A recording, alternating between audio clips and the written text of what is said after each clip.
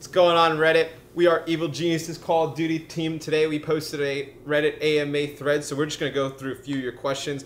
First one is going to be from Not the Fake JCap, and it's going to be directed towards Crim 6 Ian Porter over here. And I think you can know the question about it. What about it works for you, Ian? Everything works all the time, except interviews and things like these. Yeah. If you don't know, you can look that video up. I believe it was from a Halo Reach tournament. Julie Alexander asked Ian that question. It was one of the worst responses ever. So definitely check that out. This question is from Maven. Captain Price, this is for you, Patrick. Will you let Mr. X go and allow me to coach the squad? Sincerely, Maven Stingers. Been thinking about that a while. Mr. X has kind of fallen off lately. Okay. His interview skills are, increasing, but I'll definitely look into your request, Maven.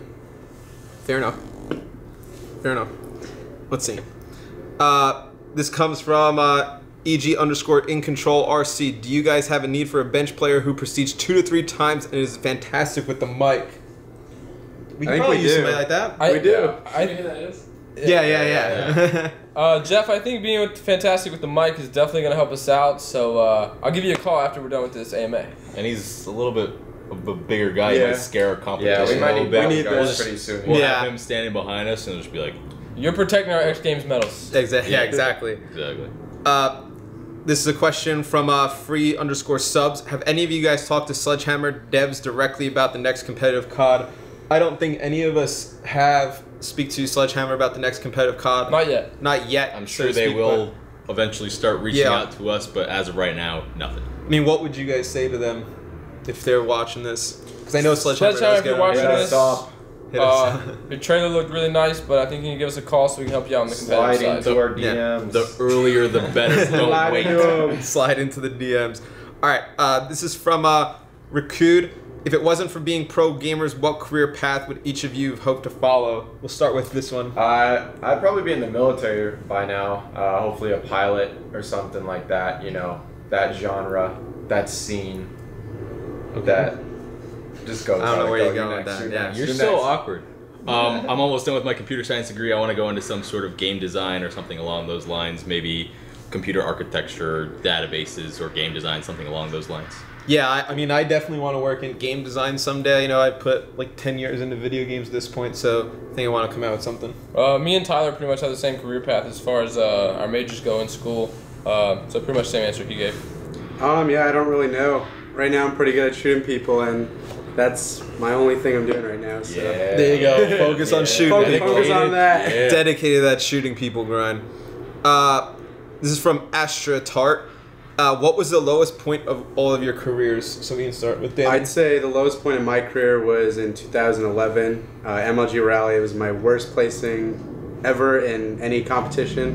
That was my worst point in competitive gaming. The lowest part of my career was probably late 2011 when we made a roster change and we ended up getting 5th, 6th, 5th, I believe, in the last 3 events of the 2011 circuit. And that definitely affected my lowest average land placing, which is, if I win X Games, would probably be the lowest overall. Actually, mine is 12. You want to go on mine? Competed in like 3 events. I lost a MLG Chicago 2007. We were up 5-2 map counts. We got swept the rest of the way, and then I took a plane all the way home from Chicago right after that. So that was absolutely the worst thing. That was really bad. That was not enjoyable at all. That was pretty bad. Pat, what was it? EGL 7 or 8? EGL 8 when we went with a pickup team. EGL 8, we went with a pickup team. It was me, Aches, Nate Shot, and John. It was our worst. Our worst placing ever, I believe. Well, that was with a pickup team, but not with a pickup team though. But yeah, going all the way over there and not being able to perform. We lost to 2 North American teams that were really close matches. We shouldn't have lost, but really disappointed to go all the way over the big old pond to get 7th place. Yeah. My lowest point was definitely when I played Battlefield 3 for about a year for an imaginary tournament. I completely forgot about this. I did the same thing too. It was really bad. $1.6 million tournament. 144K each payout. Where'd it go? Where'd it go? Oh, never happened. Disappeared. It happened in my dreams. No, I never thought of that. We put a ton of time into that. Oh, I was the best pilot in the game. Yeah. Besides my Ukrainian. Anyway, next question.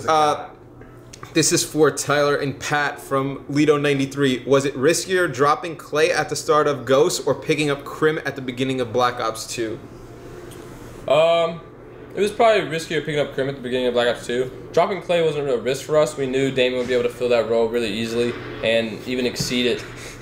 Picking up Crim was a pretty big risk because we were looking at what 4th we would get if we picked him up. And seeing him play Black Ops 1, which is titled 2 years before, was a little shaky. So picking up Crim was definitely the bigger risk. I was really nervous about that one too. I saw him play some Black Ops 1.8s and I was like, I don't know about this.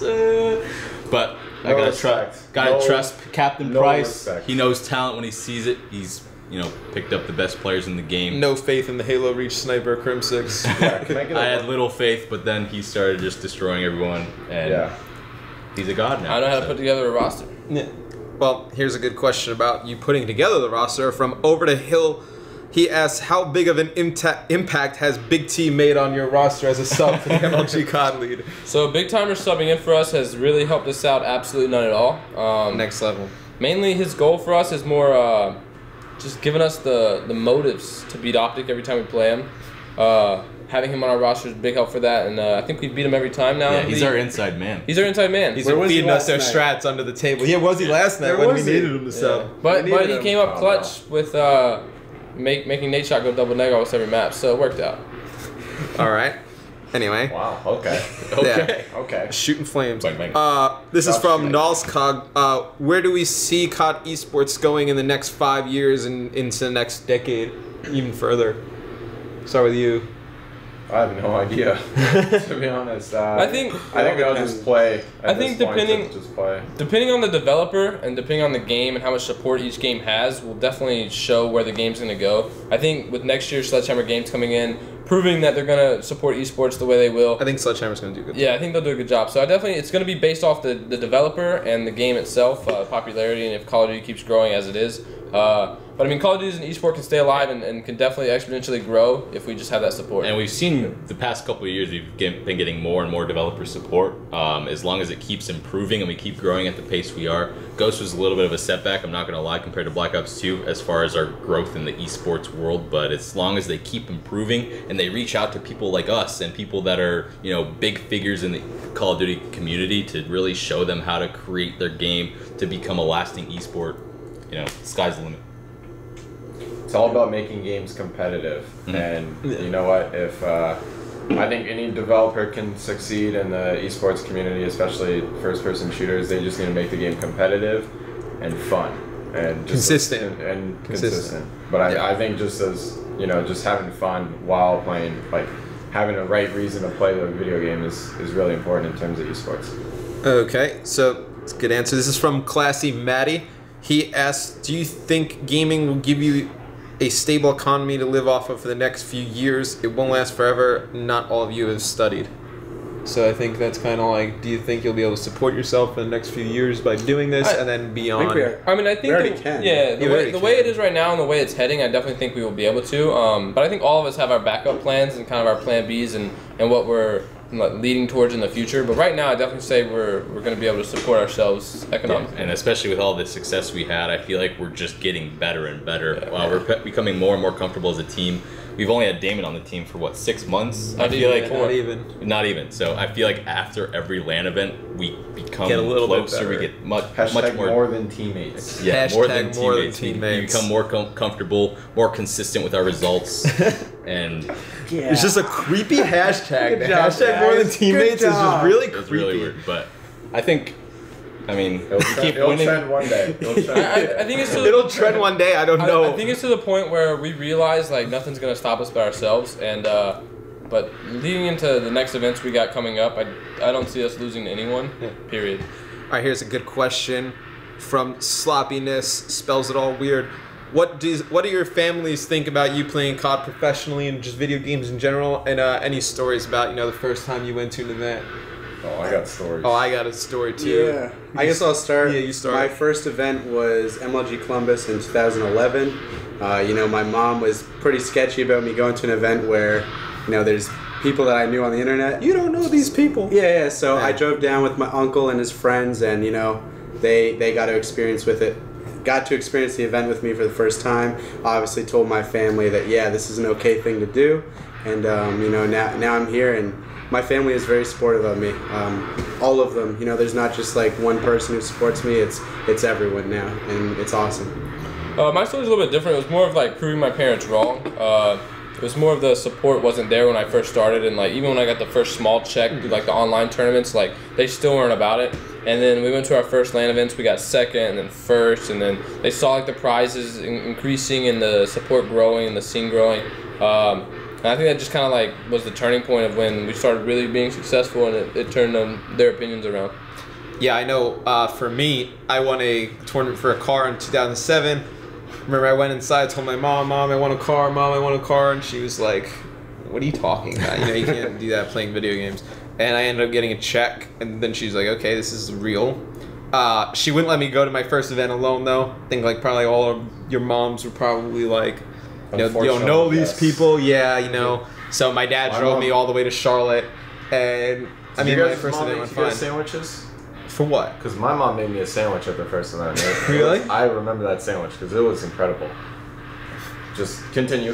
No, I'm done. I'm done. You can go. Yeah, so when I started playing Call of Duty, it was around the time when I was graduating high school, so I was about 17, almost 18, and my parents, they knew I played video games at a competitive level, so I started playing Call of Duty, and basically they gave me about 6 months to try it out. And in that 6 months, I really, put my full effort into it. And it was either, try out this professional Call of Duty thing or get a real job. And, I didn't want a real job. This is much more enjoyable. This is like a than lot more job. fun. Yeah. Met these guys. They're a little annoying, but they're pretty cool. But yeah, we got second at our first event. I'm gonna take offense to that. I borrowed money from my grandparents. Got $1,500 from our first event. We got second place with Patty. And I paid him back, and then it all sort of... Good for you. You're a good guy. All sort of took off from there. I was going to ask you that.